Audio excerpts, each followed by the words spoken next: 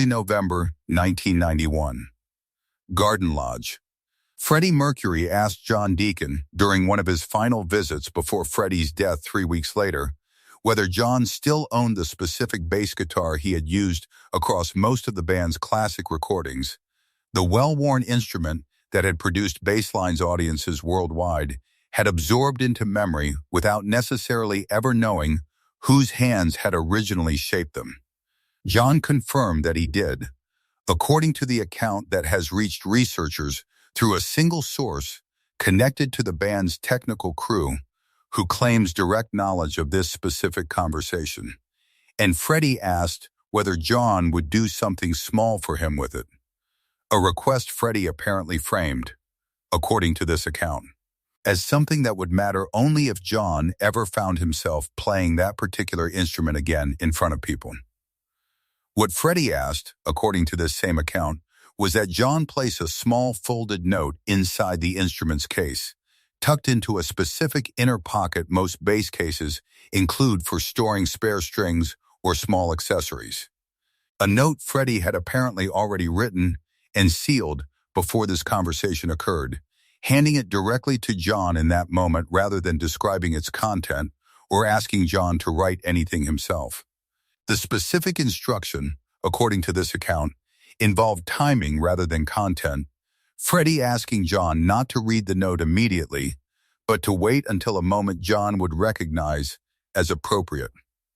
A moment Freddie declined to specify with any greater precision,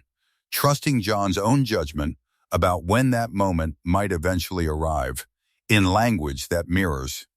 According to people who have compared different fragments of testimony from this period, similar deliberately open-ended instructions Freddie apparently gave to several different people during his final weeks regarding various private requests. John, according to this account, took the folded note without extensive comment, placing it, as instructed, into the accessory pocket of his bass case. An act that would have seemed, in the moment, like a small and almost incidental addition to an otherwise ordinary visit, focused primarily on other matters entirely. Freddie died 3 weeks later, on the 24th of November, and in the immediate aftermath, according to every account available regarding this period, John Deacon's public presence became increasingly rare. His participation in band activities narrowing steadily across the following months, even as Brian May and Roger Taylor began the early work of determining how, or whether, to continue performing without Freddie at all. The specific question of a tribute performance emerged relatively quickly following Freddie's death, discussions beginning within weeks about organizing some form of public memorial event that would allow both the band and Freddie's enormous global audience to process the loss collectively. Discussions that eventually produced the Freddie Mercury tribute concert. Held at Wembley Stadium on the 20th of April 1992,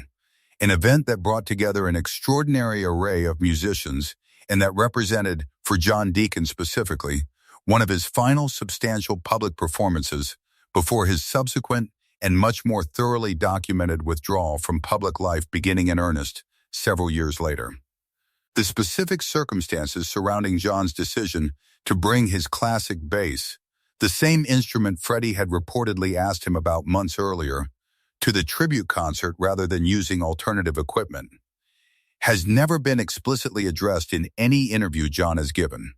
John having offered almost no public commentary of any kind about his experience of that particular performance beyond the small number of documented facts that survive through other people's accounts and the surviving footage itself. Footage that famously captures John speaking a single word, hello, into the microphone before the performance began, one of the very last extended public utterances he has offered in any documented context across the more than 3 decades since.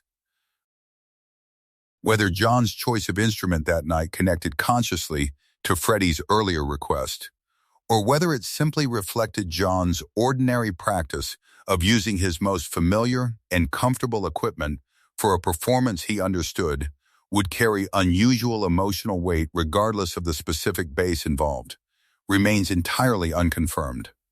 John himself never having addressed this specific detail in any surviving public statement. What the account that has reached researchers describes next involves a moment that occurred, according to this secondhand testimony, in the specific hours immediately following the tribute concert's conclusion, John apparently opening his bass case backstage as part of the ordinary process of packing away equipment following the performance and encountering, in that moment, the folded note he had placed there 5 months earlier and had, according to this account, essentially forgotten about across the intervening weeks of grief and preparation that had consumed nearly all of his attention during that period. The account describes John reading the note alone, backstage, in the relative quiet that followed an enormous and emotionally exhausting public event. A specific and private moment that stands in stark contrast to the massive public visibility of the performance he had just completed in front of tens of thousands of people at Wembley Stadium and an enormous global television audience. The note's exact content has never been disclosed through any source willing to speak with sufficient specificity to confirm its precise wording. But the account that has circulated most consistently among people who have encountered this story describes its general substance as addressing exactly the kind of moment John had just experienced. Freddie having apparently anticipated, months before his own death, that some future performance might require exactly this kind of specific emotional courage from John. A man whose general discomfort with extensive public performance and public attention had been documented, in less dramatic form, across various accounts of the band's history well before Freddie's illness ever became a factor in anyone's planning. The note reportedly acknowledged this specific discomfort directly, according to the secondhand account, offering John a kind of permission or reassurance regarding whatever specific performance eventually prompted him to open the note and discover its content. Language that has been described, without ever being precisely quoted by any confirmed primary source, as addressing John's tendency towards self-effacement and encouraging him to understand his own contribution, whatever form it eventually took, as sufficient and complete in itself, without requiring any further extension or elaboration beyond whatever he felt capable of offering in that specific moment. This detail, if accurate, would align coherently with the single documented fact that has survived from John's actual tribute concert appearance, the specific brevity of his contribution. A single spoken word before the performance itself, standing in notable contrast to the more extensive contributions offered by nearly every other performer across that lengthy and elaborate memorial concert.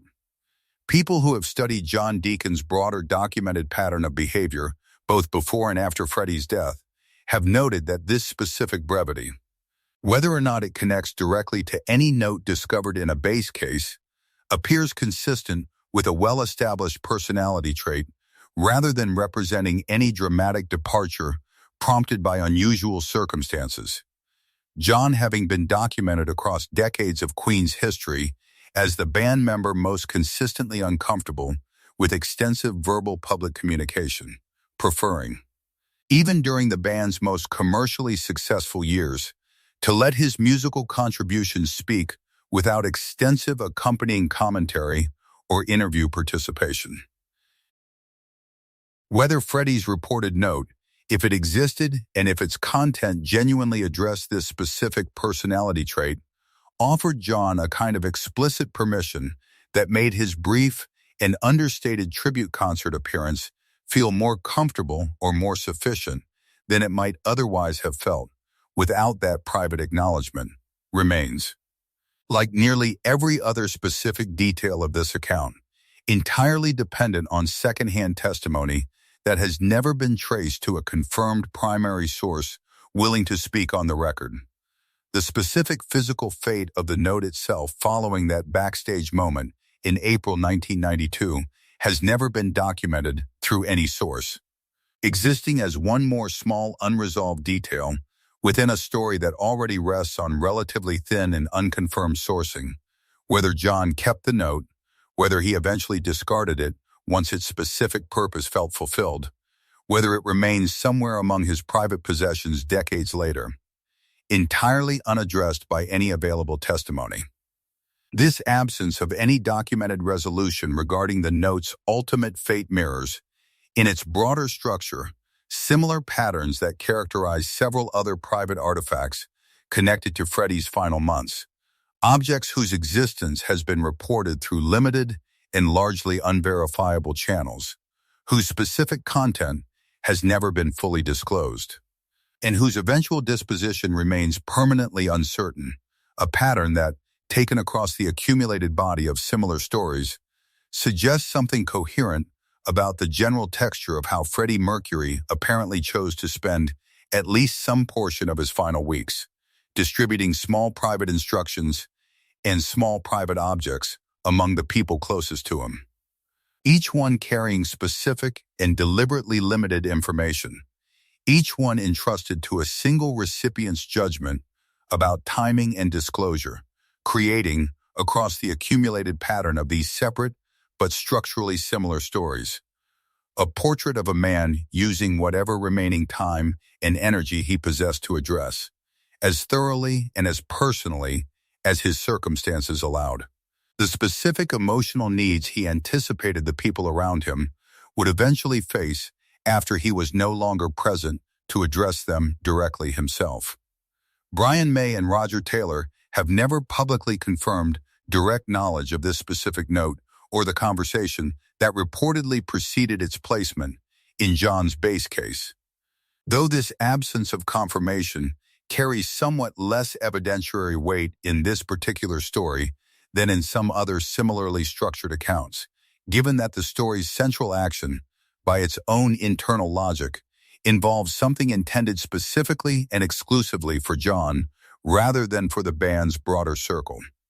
making it entirely plausible that Freddie would have deliberately excluded Brian and Roger from any knowledge of this particular arrangement, regardless of whether the underlying account is accurate.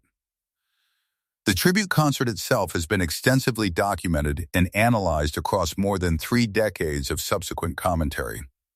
Its overall emotional impact and its significance within both Queen's history and the broader cultural response to the AIDS crisis, well established through considerably more thoroughly sourced testimony than this specific story about John's bass case can claim. But within that broader and well-documented event, this particular fragment, if accurate, offers a specific and intimate window into one performer's private experience of a night that carried, for him specifically, a weight considerably more personal than what the enormous public spectacle surrounding him might have suggested to the tens of thousands of people watching from the stadium seats or the hundreds of millions watching from their homes around the world. John Deacon's subsequent withdrawal from public life, beginning in earnest around 1997 and continuing without meaningful interruption across the following decades, means that whatever the tribute concert genuinely meant to him personally, whatever private note he may or may not have discovered backstage that April evening, whatever specific words Freddie may or may not have written months earlier anticipating exactly this kind of moment, has remained, like so much else about John's inner life across these final decades, almost entirely inaccessible to any outside observer, protected by a wall of personal privacy that has proven, by every available measure, considerably more durable and more complete than the walls of discretion maintained by nearly every other person connected to Freddie Mercury's final months. What the story of the note offers, whether or not its specific details can ever be verified through more authoritative sourcing, is a particular and compelling illustration of exactly the kind of quiet, deeply personal foresight that appears to characterize so much of Freddie Mercury's documented behavior during his final weeks. A man who, even while managing his own approaching death, apparently found the capacity to anticipate specific future moments of difficulty for the people he loved and to prepare, in advance and in complete privacy, exactly the kind of small, personal acknowledgement that might make those future moments feel slightly less impossible to face alone.